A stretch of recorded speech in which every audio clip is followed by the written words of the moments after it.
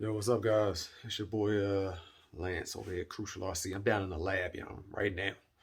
Um, Super excited, truthfully. I mean, really excited. Um, it's Dragster season. Off road is popping. Don't get it twisted. Off road's popping. You know what I mean? But it is getting to be Dragster season. So y'all saw Bishop's Floyd Vick chassis, right? Looking real good, real nice. Well, we got something for you in the lab, young. You know I got my Floyd Vick chassis. Uh, I want to show you a little something right here. This is it. Y'all thought y'all were gonna see the final result of it? Nah, man, I can't give it to y'all like that. I gotta let y'all think about this. This is it. It turned out beautiful. I mean, this car turned out beautiful, but I want to take y'all through the path of getting this to this point. Then I'll show you the car. All right. We got some heavy hitters in here. When it comes to this chassis and this beautiful car, we got Floyd Vick, of course. You know what I mean, with the chassis. I got my man Barry Gamble. He did the body for me.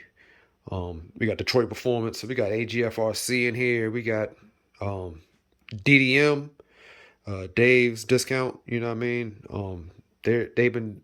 I just I can't explain everybody that's had a little touch in this, but let's get to this video, and I guarantee you're gonna love the journey we take with it, and I'll show you what it looks like. You know, when we get done with the series of this. All right, so let's get to this intro.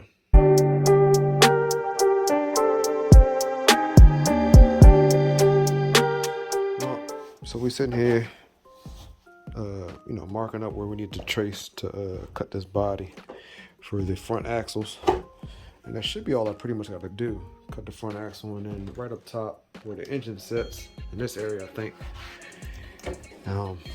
Always measure 16 times and cut once, guys. Because, this is true hobby grade right here, baby. Man, I really don't want to have to pay for no one of these bodies. The body itself won't cost that much, but shipping it gonna be a beast. So I got it traced out on both sides, and gonna take a little cut a little bit at a time, keep test fitting on the chassis, and see where we go from there. Got the front body mounts on. Now it's time to drill the body. I set it up there and marked it. I hope these marks are pretty good, pretty close. We'll find out. We make that drill, make that hole. You know what I mean? Yep, there we go. Thanks to Mahar again at Cardinal Racing. Got some nice little clips on here, and should be nice to go. I'll feed these through there, and that'll go on just like that to hold them in place, and then start working on the rear of this thing. Like I said, let me get this engine in here, mock it up anyhow, get a couple bolts in the engine, and start seeing what we need to cut at for that part of it. And there we have it, man. So we got the RB Innovation cooling clutch plate on there.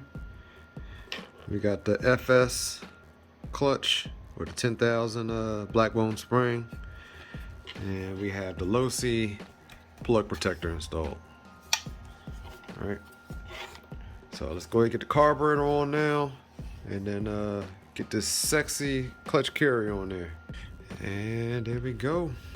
That beautiful engine. Man, this clutch carrier is a beast. I like this joint, y'all. As you can see the sprocket on there. All right. See, it's got a couple set screws, one there, one at the top. I think this is like a 2-speed Blackbone clutch bell. At least it looks like it. And then he adapted it to make the sprocket go in there. So this is awesome. I cannot wait to get this in there. And that Dragster, and we got the Spider competition air filter. Like I said, all we're doing is doing on-road racing. And here it is, man. We got the AGFRCs in 50 kilograms for the steering. Same thing, 50 kilograms for the throttle brake. Note the orientation of the servos. Right, so the front one faces towards the front, and then the rear one faces towards the front. So we're good to go with that, I think. All right, so this is what we're going to use for battery here. We got the BT280, 4,000 milliamp. We're just gonna set it up here. You know, just want to make it so I can zero out my servos. All right, so here's that beautiful sprocket here, 76 tooth, all machined up, looking good. But here we are. We got the gas tank. Now, to me, it looks like a regular nitro type gas tank, really.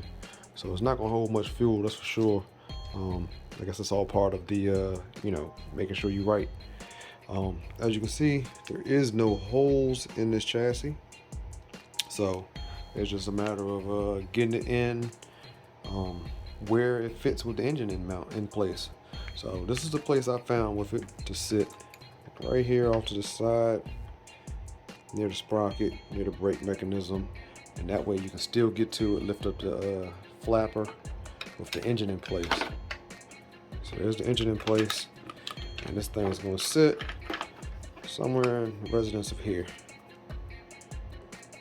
And then we'll, you know, make sure this fuel line is all routed good, up and away from the clutch housing from getting hot. Route it around, whatever we need to do to get it all into the carburetor. And there it is. Got a couple screws on the bottom with the washers. And she's sitting on there. We'll get a little nice little, make up a little handle for it. We'll get one of my nitro handles so we can use to raise that up to fill it up. And we got it sitting there. Let's get this engine on here, sitting nice and pretty. And then we can start dialing all this electronics and stuff, man, that I got in here. We got some countersunk head. This is M5s, I think, for the engine mounts. We have a countersunk washer here, and then a regular washer. The regular washer goes on top of the chassis, and the countersunk washer goes below the chassis with the countersunk bolts. And here we go, baby. We got everything in there. It's just loose right now. I haven't put any tension on the engine yet. Like I said, it's still loose. But I got all my fuel lines ran, right? Got a little moose breather on there. As you can see, it comes around, wraps around. Let's go around this side. Get a little better look. And you can see how it's wrapped around there and routed. Goes right up to the bottom. Side one comes out, wraps around, goes on top past the primer bulb and goes into the return. So I think it came out pretty good. Happy with it. It's clear lines on it, yellow lines supplied by Floyd Vick. And that way you can see how your fuel is going. You know if you're getting fuel ready to make that pop. Like I said, 1107 carb on there. Alright. But yeah, it's in there, yo. Looks real good. Looks real good. So I want to get this tension on this chain right. So we gotta just, I mean, it's no just like anything where you need to get tension on it. The holes are slotted down here. So we'll loosen the bolts up a little bit, pull one side, and pull the other side. Make sure this thing is straight. So we'll be doing a lot of measuring, making sure we're straight, and this chain is straight. But we don't want this chain popping off while we're running and getting it in out there. We have the brake linkage. Make sure you route it underneath the engine before you put it on. And then we also have the throttle linkage, which will go through something like this, mount to the arm there, and then we'll cut it to length and mount it to the servo horn there. So it's getting there, guys. It's really getting there. But I think that's where I'm gonna stop for now, man. I'm gonna go ahead and get this, you know, get this in the right position. I think I'm gonna stop from here. Go ahead and do a next part to this. So, Crucial RC, man. I'll holler at you, yo. Looking good. Floyd Vick chassis. Dragster getting there, baby.